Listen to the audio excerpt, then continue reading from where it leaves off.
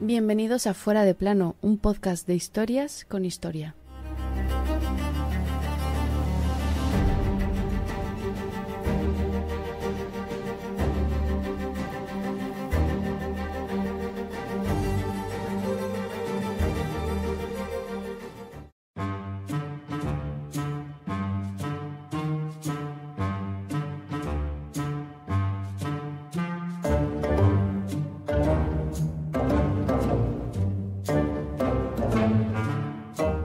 El mundo pasó de repente a ser mucho más grande para los europeos y sobre todo para dos reinos, Portugal y Castilla.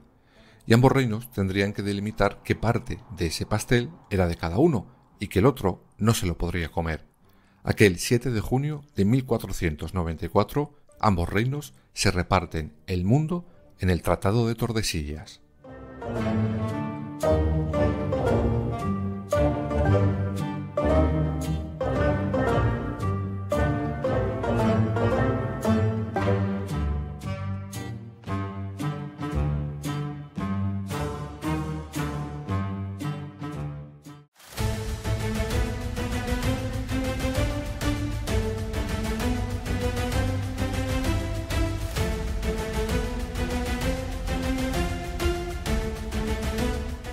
Antes de contaros el tratado y sus términos, os hago un spoiler, aunque seguramente, si os paráis un segundo a pensarlo, no es tanto el spoiler.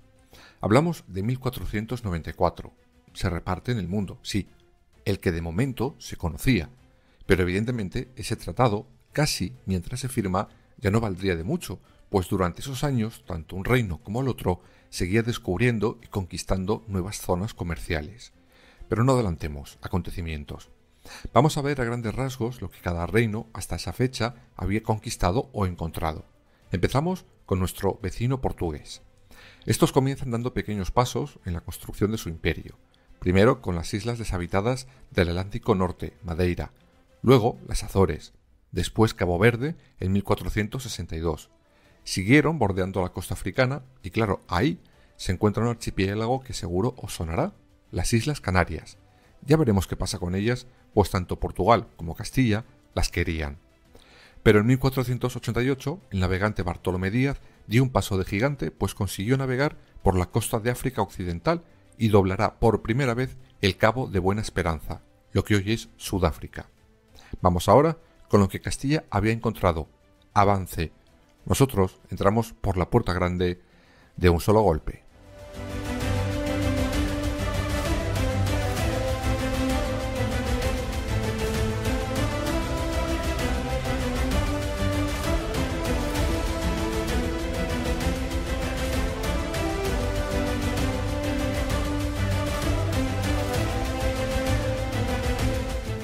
Y es que en 1492 un perdido Cristóbal Colón, después de pasar por la corte de Portugal con la bandera de Castilla, llegará a unas tierras que se cree que son las Indias.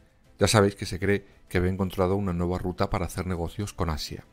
Con todo esto repartido podríamos llegar al Tratado de Tordesillas. Pero antes tenemos que hacer dos paradas para entenderlo todo mejor. La primera de ellas será el antecesor de este tratado que hoy nos ocupa. La segunda serán unas bulas papales que los reyes católicos encargan para asegurarse que los territorios que iba encontrando Colón fueran suyos y solo suyos. Primera parada, el Tratado de Alcasovas.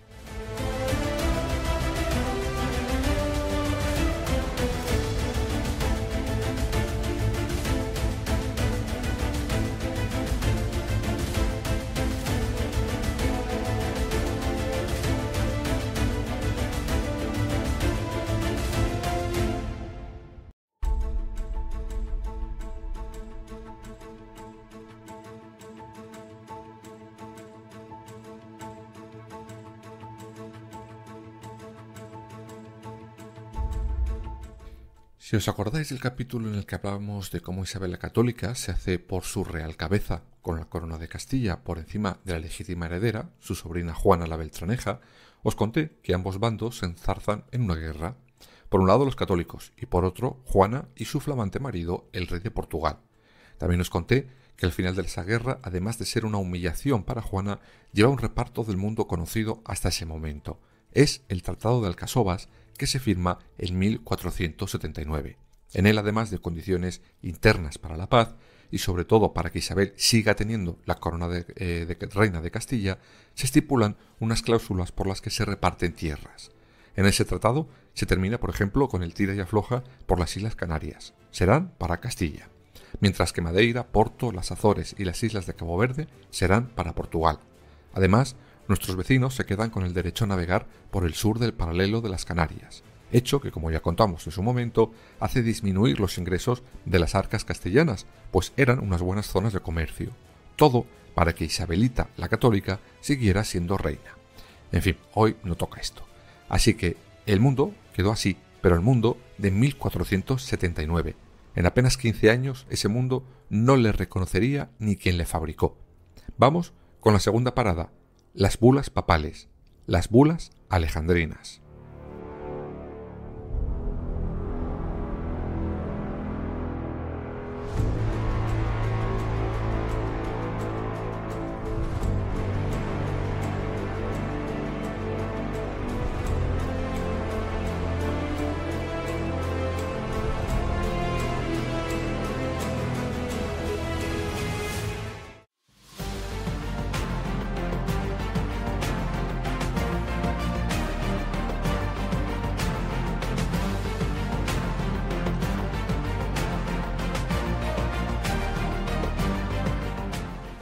Cuando Castilla empieza a encontrar nuevos territorios, fuera de esa repartición que había hecho con Portugal en el Tratado de Alcasovas, tiene miedo que en algún momento otro país europeo se pueda adueñar de ellos.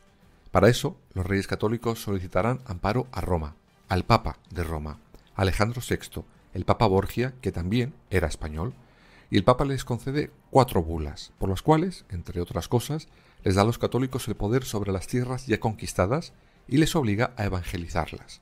Pero en una de ellas va un pasito más allá, y como un cartógrafo experto obligará a Portugal y a Castilla a dividirse el mundo en 2 partes, las que él había decidido. El mundo se debería dividir por una línea imaginaria trazada entre lo que hoy llamaríamos Polo Norte y Polo Sur, desde el oeste de las islas de Cabo Verde. Ok, todo correcto. Todo lo que cayera al oeste sería de Castilla, el resto de Portugal. Además, les obliga a que si encuentran por casualidad nuevos reinos cristianos, ni un país ni el otro podría reclamar su soberanía. Pero este reparto no gusta ni a Portugal ni a Castilla. Tampoco les hace gracia que no se menciona específicamente qué ocurriría con nuevos lugares descubiertos, y visto lo que cambiaba el mundo de un año a otro, era más que posible que eso siguiera pasando. Por eso, ambos reinos deciden reunirse y delimitar a su antojo esa línea imaginaria. Llegamos, pues, al Tratado de Tordesillas.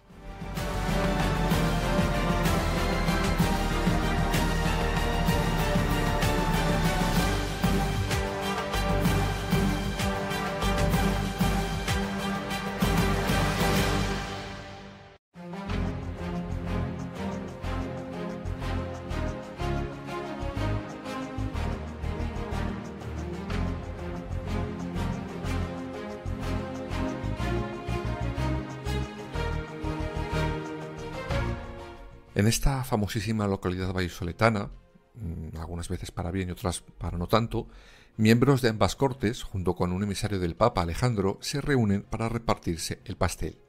Puede sorprender el lugar porque estaba en pleno corazón de uno de los 2 reinos, pero sí, allí lo decidieron. Sin embargo, tanto Isabel como Fernando sí que estuvieron en Tordesillas durante todo el proceso de negociación entre los diplomáticos. Duró un mes y se fueron el día antes de la firma, cuando ya sabían que tenían un acuerdo que les gustaba. En términos generales, se decide respetar la idea del Papa de la línea imaginaria que divide el mundo en 2, pero la mueven un poco sobre lo que decía la bula de Alejandro VI, concretamente 370 leguas al oeste de Cabo Verde. Es decir, la línea bajaba por el centro del Océano Atlántico, más o menos equidistante con las islas de Cabo Verde. Pero había varios problemas. El primero era evidente: esa línea no existía de verdad. Era una línea imaginaria. Por tanto, cuando los navegantes estaban en el mar, no sabían a ciencia cierta si habían traspasado o no lo que otros habían dibujado en un papel. El tratado tampoco delimitaba el final de esa línea.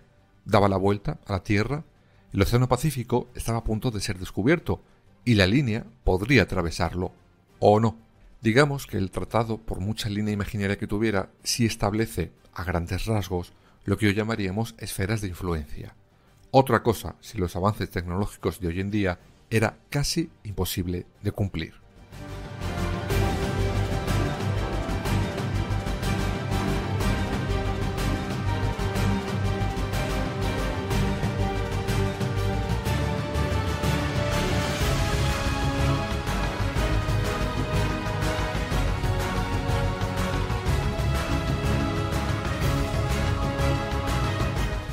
Pero, ¿qué ocurriría, por ejemplo, si un barco portugués quería pasar por nuestra parte del mundo? Pues según el tratado podrían hacerlo, pero solo y exclusivamente si era para dirigirse a un lugar que fuera del dominio de Portugal. No podría quedarse allí o ir a un terreno que no fuera suyo. En resumen, el mundo quedaría así. América sería para Castilla y para Portugal la costa oeste de África y todo lo que estuviera al este del Cabo de Buena Esperanza, territorio aún sin conocer para los europeos. Por cierto, ni a unos ni a otros les importaba nada en ese tratado la gente que ya viviera en esos lugares o sus propias redes comerciales.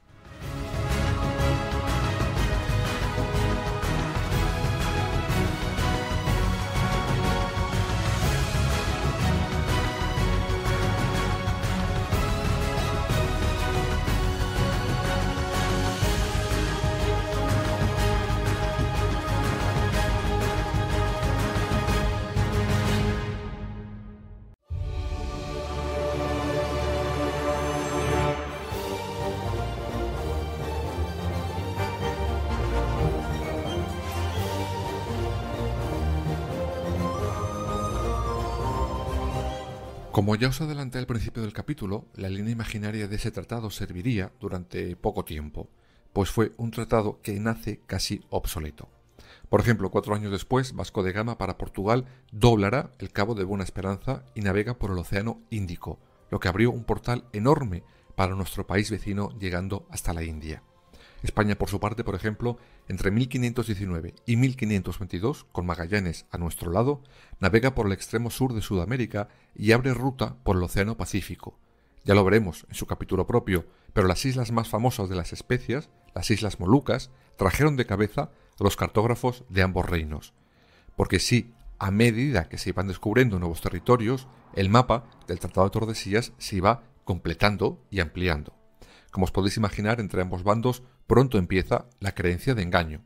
Es decir, unos creen que los otros tardan en comunicar el descubrimiento para hacerse con todo lo que hubiera allí.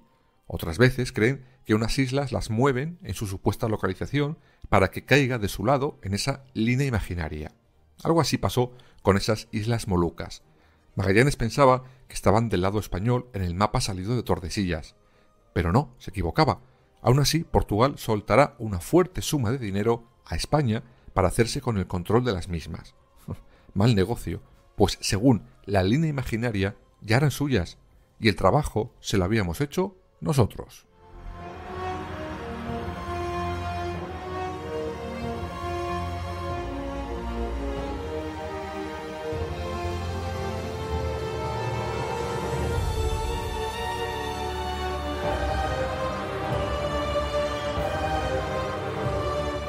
Y el mundo seguía cambiando. En 1521 tenemos a Hernán Cortés acabando con el Imperio Azteca y reclamando para Castilla esos territorios.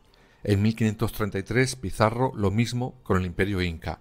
Y Portugal había empezado a colonizar la parte baja de esas nuevas tierras, que por suerte para ellos sobresalía del continente y por tanto, según el mapa acordado en Tordesillas, era suyo. De esa manera, Portugal se empieza a quedar con lo que más tarde conoceríamos como Brasil.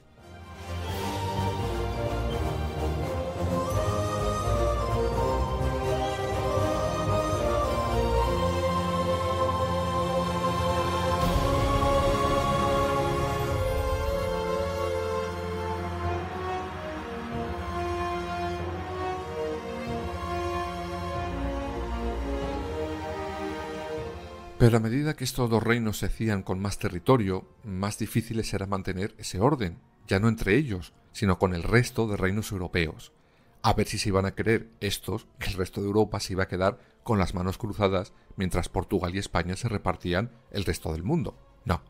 Por eso cuando Inglaterra, Francia u Holanda deciden entrar en esa tarta, el mapa con la línea imaginaria de Alejandro VI estalla y quedará roto en 1000 pedazos. Ahora la tarta se iba a repartir a cañonazos, no con líneas.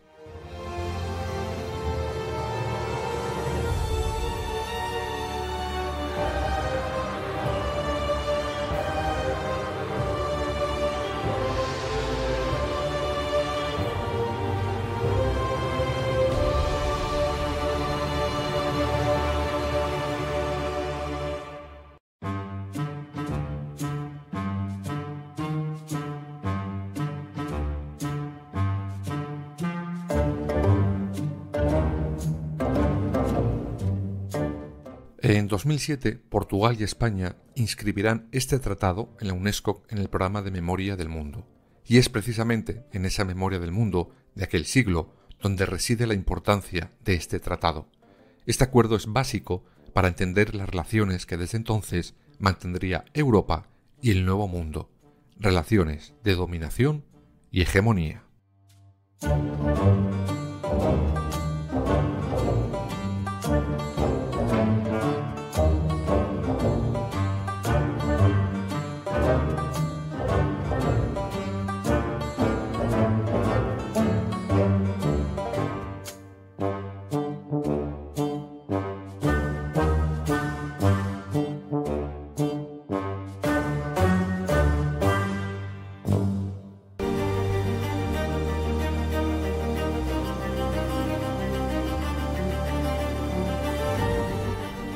Fuera de plano. Suscríbete en las principales plataformas y síguenos en nuestras redes sociales, Instagram, Twitter y Facebook.